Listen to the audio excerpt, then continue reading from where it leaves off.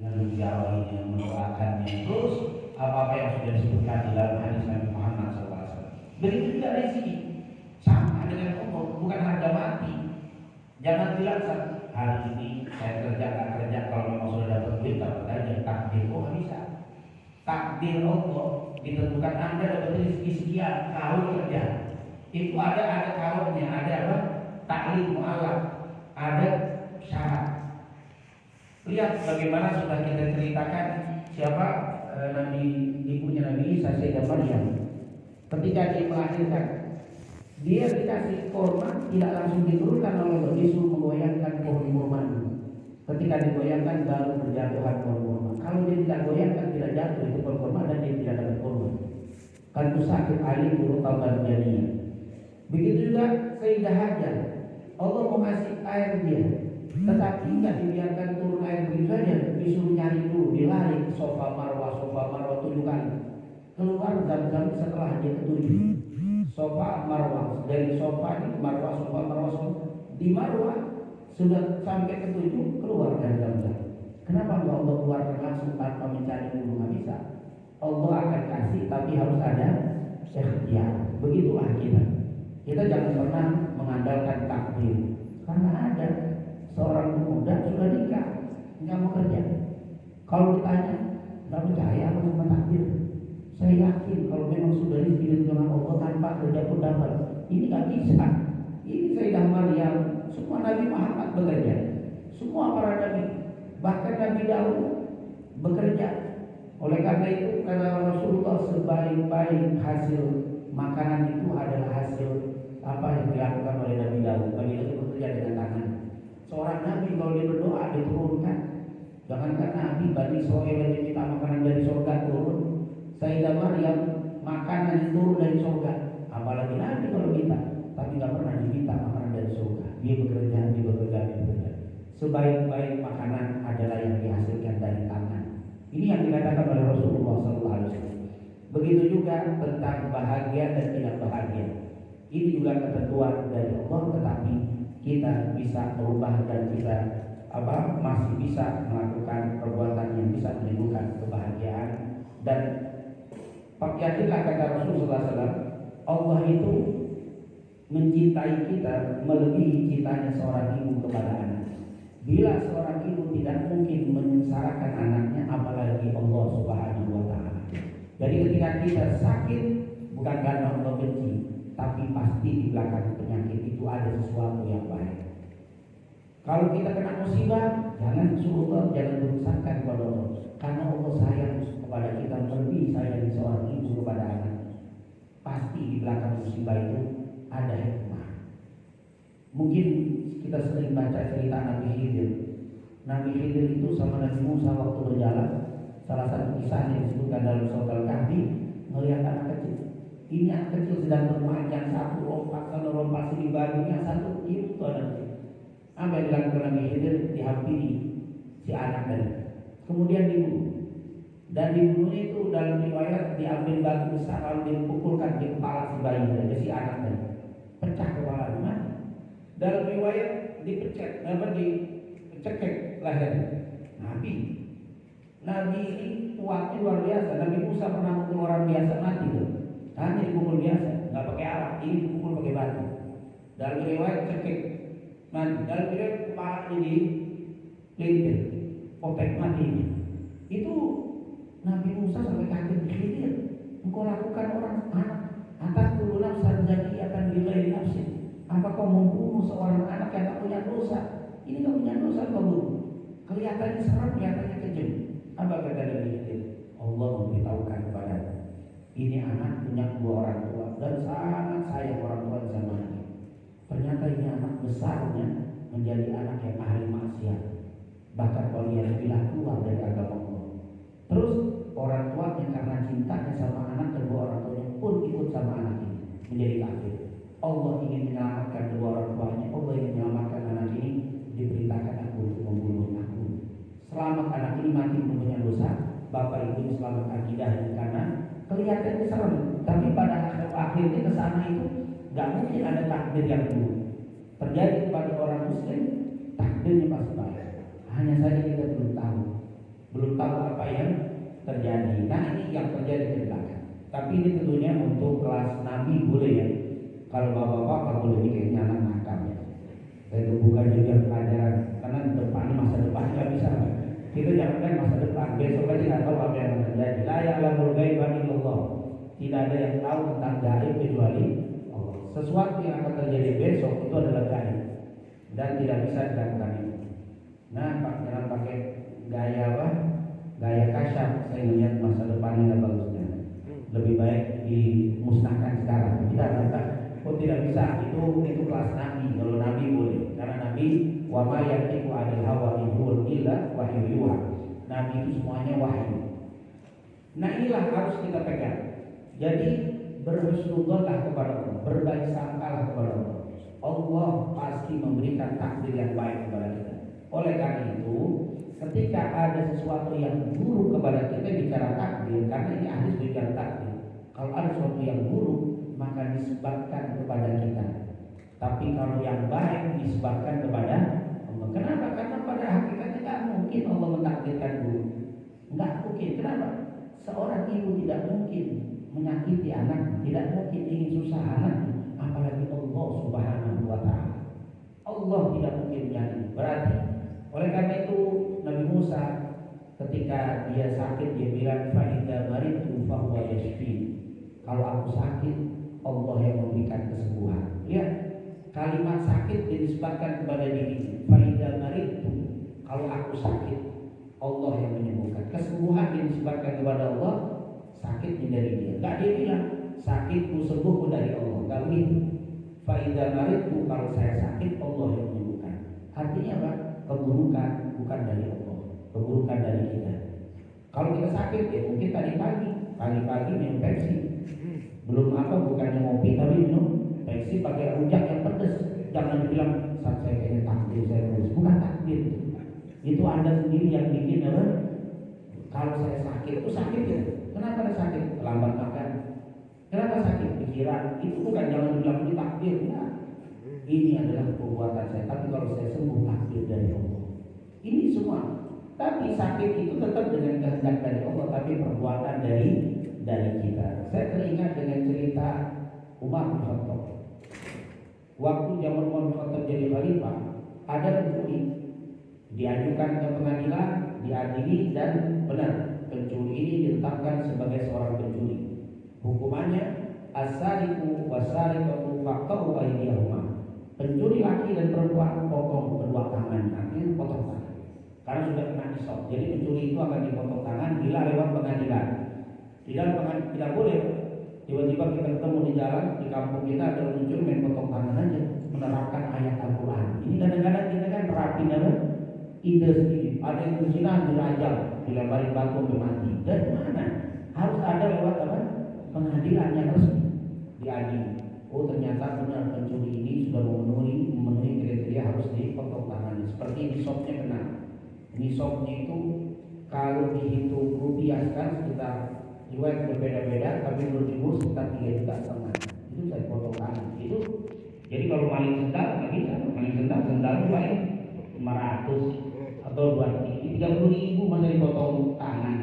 Ini 3.500, 3,5 juta. Nah kemudian yang kedua, dia ini orang yang sudah berusaha mencari kerja, turun nyari kerja, anaknya sedang minum susu, butuh susu, kelaparan, aku dia sendiri kelaparan, saya kerja nggak dapat, utang nggak bisa, dia sudah nyari, lalu dia mencuri untuk makan, itu nggak kena, itu nggak kena hukum, karena sudah apa? Jadi nggak nangkep langsung dihukum, nggak ada syarat-syarat yang lengkap dan seterusnya. Ini ditetapkan pencuri, potong tangan. Potong ya, saya Umar bin Khattab sebagai presiden, khalifah, potong. Pas dipotong, mau dipotong, protes ya. Ya Amirul Mukminin, Umar bin Khattab, apa kamu tidak percaya dengan takdir? Kata Umar bin Khattab, saya percaya dengan takdir. Bukankah saya mencuri ini sudah takdir? Dia pakai dalil ini, dalil orang sekarang yang banyak kayak zaman itu. Kan saya mencuri sudah takdir dari Allah. Kenapa Anda mesti potong? Mesti protes dong kepada Allah yang menakdirkan saya mencuri. Wallahi kalau saya tidak ditakdir mencuri, saya tidak mencuri. Ini sudah takdir dari Allah. Jadi pakai dalil takdir. Nah saya cuma berkata bilang, Ya dan julurkan tangan. Karena potongnya itu kalau mencuri potongnya di sini, di persediaan. Jadi bukan dipotong sini, potongnya di sini. Biasanya ditarik tangannya itu, kemudian dikeluarkan pisau yang sedikit begitu. Kemudian diambil dari depan sini, digerakkan, diputus dia. Jadi bukan dia bang, dicangkang kayak apa? Itu kayak potong kambing, tidak jadi. Begitu juga waktu kisos potong kepala. Saya dulu waktu kuliah saya suka lihat dari potong kepala, potong tangan itu sudah lihat. Itu nggak seperti yang digambarkan di borok. Itu bukan dari Timur Tengah, itu yang potong borokan itu mungkin ISIS dan yang lain, tapi di Timur Tengah cara Islam tidak begitu. Sudah ditentukan proses, setahun baru dipotong. Sudah diproses, sekarang ditetapkan potong kepala, langsung dibunuh, kisos. Maka taruh penjara dulu, tahun depan baru dipotong. Harus makan yang banyak. Kalau makan besok dipotong kayak kambing gitu. Jadi makannya juga serem juga, makannya nggak banyak makan, ya banyak ibadah udah setahun udah jelas. Dan tidak ada pengampunan kalau sudah pengadilan lewat tidak ada. Itu sulit. Kecuali sebelum ada pengadilan, keluarganya memaafkan baru bisa bayar diat namanya 100 ekor onta. Tapi kalau tidak maka harus potong. Dan waktu penerapan motong itu jangan dibayangin digorok begitu ya, serem kalau digorok. Tidak. Kita pun melihat tidak terlalu serem, ya Pak. Dia itu disuruh dulu berbagai dulu di dua lutut dia begini, tangan diikat dan tidak perlu nggak pakai kopeng, itu biasa dia dibuka seperti biasa dibuka. Kemudian baju dibuka sedikit ini, baju terus ditarik ke belakang. Ini untuk tengkuknya. Terus duduk begitu. Si Abdul ini dengan mudah dibuka. Dibacain ayat ya ayyuhalladzina amanu idza ayyuhalladzina amanu kutiba alaykumul qisas al-qatl dikatakan kutiba alaykumul qisas al-qatl bil-qatl al-hurru bil-hurri wal 'abdu bil-'abd, terus sampai dibacakan ayatnya dan hadisnya hukuman qisas disebutkan fulan bin fulan begini kesalahannya sudah ditetapkan adik pengadilan sekian potong kepala. Langsung ditebas sekali bungkus tepat di sini. Kebanyakan nggak langsung putus kepalanya, masih nyangkut dan tinggal dulu ini karena masih ada apa? Ada yang tersisa. Ada juga yang lepas putus, tapi jarang. Kebanyakan masih nyangkut. Kalau baru melihat seminggu, insya Allah masih ingat itu. Di dalam tidur masih teringat itu, karena ternyata orang waktu dipotong itu putus kepalanya keluar dari darah. Mungkin dari sini 3 meter itu masih darah gitu. Makanya kita nontonnya tidak boleh terlalu dekat karena takut meledak. Dan bisa melihat langsung. Setelah itu jatuh berapa menit, dan jadi tidak seperti ayam. Kalau ayam muter-muter, kalau ini diam. Ya. Kalau sudah putus itu diam. Setelah itu baru dilumpuhkan, dibawa, nanti dijahit. Dijahit, setelah dijahit dimandikan, disolatkan, dikubur seperti biasa. Tapi kepala itu tetap dikubur bersama dia, dijahit. Jadi kalau rumah sakit dijahit. Nah itu artinya potong kepala dan juga kisos namanya. Ini saya Umar bin Khattab julurkan tangan dipotong. Pas mau dipotong, ini takdir Umar, ini takdir, masih nggak boleh potong ya. Iya, Allah juga telah menakdirkan saya untuk potong tangan. Ini juga takdir nih. Kamu mencuri takdir, potong tangan juga apa? Takdir. Jadi nggak bisa beralasan dengan takdir. Jadi ternyata kita harus ikhtiar. Tetapi Bapak Ibu yang dimuliakan Allah, setelah kita berikhtiar, kena juga dengan musibah, itulah yang disebut takdir. Umar bin Khattab pernah dengan Abu Musa al-Asy'ari dan beberapa sahabat waktu itu mau masuk ke wilayah salah satu wilayah Syam. Waktu mau masuk berhenti di depan pintu kampung. Yang berhenti di kampung ini sedang terjadi wabah taun. Apa itu wabah taun? Penyakit menular yang sangat ganas di kampung ini. Langsung Umar bin Khattab berhenti. Kata Umar, ngajak kita masuk. Balik. Abu Musa al-Asy'ari menjawab, ya Amirul Mukminin, apakah kita lari dari takdir? Kalau kita masuk, kalau sudah memang sudah takdir Allah kena itu. Tapi kalau tidak, belum waktunya takdir, insya Allah tak kena penyakit menular itu. Apa kata Umar bin Khattab? Di depan ada takdir, di belakang ada takdir. Di depan sudah kelihatan takdirnya nggak bagus, ada penyakit. Di belakang kita nggak tahu. Kita lari dari takdir yang tidak baik, kita cari takdir yang baik. Dan Rasulullah sudah mengatakan idza sami'tum al-qaul bi ardin fala tadkhuluha wa idza waqa bi ardin wa antum biha fala takhruju minha. Kata Rasulullah, Umar bin Khattab bilang, apabila kau mendengar wabah taun seperti kemarin corona yang ganas satu kampung, wabah penyakit ini sudah zona ini merah. Fala tadkhuluha, jangan masuk ke kampung itu, jangan pakai takbir. Insyaallah takbir kena udah takbir masuk antum keluar boleh. Kena juga urusannya. Kenapa enggak disuruh gitu? Rasulullah jangan kau masuk ke wilayah itu. Wa idza waqa'a wa antum bi'ardin, tapi kalau terjadi di satu kampung, kamu di dalamnya, fala takhruju minha, jangan keluar dari kampung itu, biarkan. Kalau kau mati meninggalnya husnul khatimah, matinya fisabilillah. Artinya wabah-wabah seperti ini pun sudah dibahas oleh Nabi. Artinya apa? Ada takdir tapi ada ikhtiar. Jadi bicara takdir, jangan kita hanya memasrahkan takdir, tapi berikhtiarlah. Setelah ikhtiar, itulah takdir yang ditentukan oleh Allah. Dari pagi saya keluar dari rumah ikhtiar, saya sudah berdoa, saya sudah kerja dengan maksimal, ternyata hasilnya segini. Inilah takdir yang terbaik untuk saya. Tapi tidak bisa mengatakan takdir tanpa ikhtiar. Ini adalah yang bisa kita jelaskan. Dan terakhir untuk hadis tadi, siapa yang beramal, ada orang yang beramal amalnya soleh, sudah selangkah lagi masuk surga, tiba-tiba takdirnya nggak baik, akhirnya melakukan amal yang tidak baik, jadi matinya su'ul khatimah dan masuk neraka. Tapi ada orang juga yang maksiat terus, sudah selangkah lagi mati, tiba-tiba dapat hidayah karena takdir dari Allah sudah ditentukan, tiba-tiba dia taubat, beramal soleh, lalu mati, husnul khatimah dan masuk surga. Ini menyeramkan juga kalimat ini. Maksudnya apa? Ada orang yang beramal soleh, pada akhir hayatnya su'ul khatimah. Ada orang yang ahli maksiat, pada akhirnya husnul khatimah. Kata para ulama, jangan khawatir dengan kalimat ini. Ketahuilah Allah itu maha adil. Tidak mungkin orang yang baik terus lalu dimasukin apa? Dibalikkan hidayah jadi maksiat terus masuk neraka. Allah maha adil. Kita saja tidak mungkin melakukan itu, apalagi Allah yang maha adil. Lalu ada hadisnya diucapkan, ya yang pertama agar kita itu tidak merasa sombong dengan ibadah kita. Kita nggak tahu akhir hayat kita.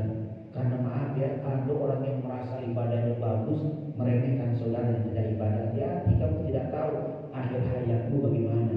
Itu hadis supaya kita tidak ujub, supaya kita tidak sombong dengan apa? Amal kebaikan kita. Dan kita jangan meremehkan orang yang tidak sholat. Boleh jadi hari ini tidak sholat, besok tidak sholat, tapi siapa yang tahu lusa boleh jadi dia sholat dan lebih hebat sholatnya dari kita. Justru kalau kita lihat orang tidak sholat, kita bersyukur, kita doakan dia biar juga diberikan sholat, bukan untuk dihinakan. Oleh karena itu Rasulullah tidak pernah menghina orang yang tidak ibadah. Tapi kalau menegur kasih tahu dia, karena menegur itu bukan berarti menghina, justru karena sayang. Makanya Rasulullah bilang, kuntum khairu ummatin ukhrijat linnas ta'muruna bil ma'ruf wa tanhauna 'anil munkar. Kalian adalah umat yang terbaik kalau suka menyuruh pada kebaikan, mencegah kepada kemungkaran. Tidak ada kata-kata menghina orang yang melakukan kemungkaran. Tidak ada kata-kata menghina. Orang yang melakukan kemungkaran tidak boleh kita hina. Orang yang melakukan kemaksiatan tidak boleh kita hina. Yang ada ajak mereka biar meninggalkan kemungkaran. Itu ajaran Rasulullah SAW. Jadi hikmah hadis ini adanya takdir supaya kita tidak ujub dengan ibadah kita. Tapi kita saat kita bisa sholat duhur, kita bersyukur kepada Allah. Melihat saudara kita tidak sholat, kita doakan biar dapat ibadah sholat. Yang kedua, disuruh ikhlas. Kenapa? Karena orang yang tidak ikhlas itu dikhawatirkan ibadahnya tidak aman. Makanya Imam Malik pernah bilang begini, maka nadilah dama wa qasal, wa maka naliwairillah inqata'a wa qasal. Siapa yang ibadah karena Allah, dia akan dawam terus sampai akhir hayat. Tapi kalau tidak ikhlas, biasanya tidak lama. Kenapa Anda sholat habis kagak enak sama pimpinan? Ya udah, pimpinannya ganti, kita nggak sholat lagi.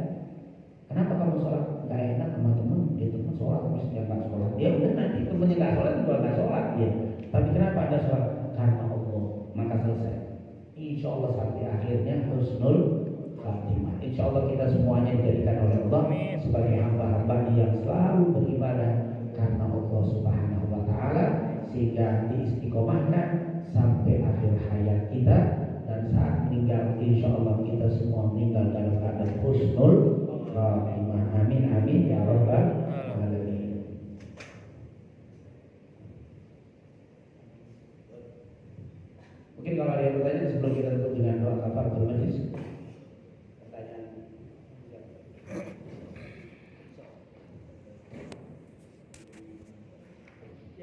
Yang dikisos itu yang kita tahu dimandikan sama seperti biasa. Jadi ketika dia dikisos, langsung dibawa ke rumah sakit, dijahit, kemudian dimandikan seperti biasa. Kalau darahnya tidak bisa berhenti, maka dikasih plastik. Nah, dibungkus plastik, terus baru dikain kafan. Jadi kain kafan tetap bersih, jadi dikaitkan plastik dulu, karena biasa kadang-kadang ada yang tidak bersih. Maka di kain kafan ini, sebelum kain kafan ini dikasih plastik, kain kafan, disolatkan di Masjid Nabawi. Karena saya di Madinah, jadi Masjid Nabawi. Kalau yang dipotong di Mekah, di Masjid Haram Mekah. Yang di Jeddah disolatkan di Masjid Jeddah, ada di Masjid Jeddah. Nah, kalau di Madinah sholatnya Masjid Nabawi. Jadi tetap disolatkan. Jadi dia punya peluang waktu taubat itu setahun. Jadi kan saya pernah dengar waktu haji, saya ingat sekali haji kemarin kejadian yang Mina yang banyak meninggal itu yang tabrakan ya, sebelum Covid tahun 2018 atau 2017 itu terjadi. Itu banyak banyak yang mati kan tabrakan, yaitu di Mina ini. Dan memang kejadian musibah terbanyak di waktu pelemparan jumroh, terutama di hari pertama di waktu pagi. Karena orang itu ingin mencari waktu afdol, sampai dia lupa keselamatan diri karena ada 3 juta, 4 juta beramai-ramai ingin melempar dengan tempat yang terbatas dan ada lelah karena sudah nginep di Arafah, bukuf di padang Arafah, nginep di Musdalifah, melempar jumroh pakai kamera bawa batu, emosi lagi. Mina itu bawaan emosi, emang banyak setan itu kata ulama. Makanya dulu Nabi Ibrahim pun digoda di situ karena Mina itu tempat setan. Dalam arti melempar jumroh, berarti di situ kata ulama ada setannya. Dan itu membuat emosi, melempar jadi kadang-kadang payung pun dilempar, sendal dilempar, bahkan nggak ada lempar itu harus batu. Tapi karena emosi, itu orang akhirnya banyak meninggal. Dinyali waktu itu ramenya katanya penjaganya lengah, kesalahan penjaga, dan akhirnya dikisos 17 orang. Nggak mungkin, masa kejadian hari itu besoknya ada dipotong dikisos, nggak ada. Kalau itu benar tahun depan baru dia dikisos. Jadi ini aku cerita nggak benar, ini cerita misalkan Masya Allah. Kita yang di Mina belum tahu, yang di sini sudah tahu duluan. Kita wukuf atau yang di Mina, beritanya itu dari Indonesia. Oh, ada kecelakaan, saya sendiri nggak tahu di kita tidak. Pas keluar benar, ternyata di Indonesia ada beritanya. Indonesia sangat apa? Tapi berlebihan. Akhirnya karena kesalahan penjaganya dari 17 orang ditetapkan dari foto kepala tidak ada. Itu tidak ada. Setahun luar biasa. Setelah selesai setahun dipotong, terus nggak selesai situ, dimandikan, diurus seperti orang muslim biasa. Kemudian dikafani, dimasukkan ke Masjidil Haram Madinah, disolatkan, didoakan orang sekian banyak ribu. Makanya kata ulama, orang yang melakukan itu insya Allah dosanya habis bersih. Karena apa? Dosa membunuh sudah jelas. Karena dosa membunuh itu dengan dia dikisos berarti habis. Jadi orang membunuh orang, kisos ini diterapkan hanya untuk pembunuh. Jadi kalau dia bunuh orang maka dikisos. Tapi kalau yang lain-lain, korupsi dan lain itu bukan kisos, potong tangan. Tapi atau rajam. Rajam itu perempuan yang sudah nikah zina. Nah itu dirajam. Tapi kalau perempuan yang belum nikah, laki belum nikah, berzina, maka hukumnya had, dipukul 100 kali dan dipenjara setahun. Tapi yang bunuh cuma rajam dan zina dan juga pembunuh itu. Nah, waktu dibunuh jadi luar biasa, dimandikan, disolatkan, dikubur seperti muslim, dikubur biasa. Normal bahkan didoakan dulu di Masjidil Haram, disolatkan berjamaah, yaitu punya doa yang luar biasa. 40 saja orang mendoakan dalam sholat jenazah itu sudah diampuni, apalagi ribuan, bahkan kalau musim haji itu ratusan ribu yang bisa mendoakan. Nah, ini adalah proses di dalam orang yang mati kisos. Wallahu a'lam bishawab. Mungkin itu yang bisa kita pelajari, semoga masih ada. Silakan. Untuk sementara ini karena corona yang kemarin ini banyak terjadi kayak meninggal, sehingga yang mengapankan itu ada yang tangannya tidak lurus, ada yang tidak ini, dan itu dibungkus pakai plastik. Bagaimana itu? Iya, memang di dalam syariat Islam ada 4 kewajiban kita terhadap mayit. Yang pertama memandikan, maka nggak diapa-apakan, langsung dibungkus, langsung dikemudian. Begitu juga kondisi tadi seperti tokun. Di zaman dulu tokun itu, di zaman tahun 35 Hijriah terjadi tokun di wilayah Hams, yaitu daerah Mesir, itu sampai ribuan yang mati. Bahkan dibilang di antara Mu'adh bin Jabal, kalau pernah dengar cerita Mu'adh, beliau meninggal di kena penyakit. Penyakit itu dahsyat. Dan kena sore pagi meninggal, kena pagi sore meninggal, nggak sampai hari-hari meninggalnya cepat.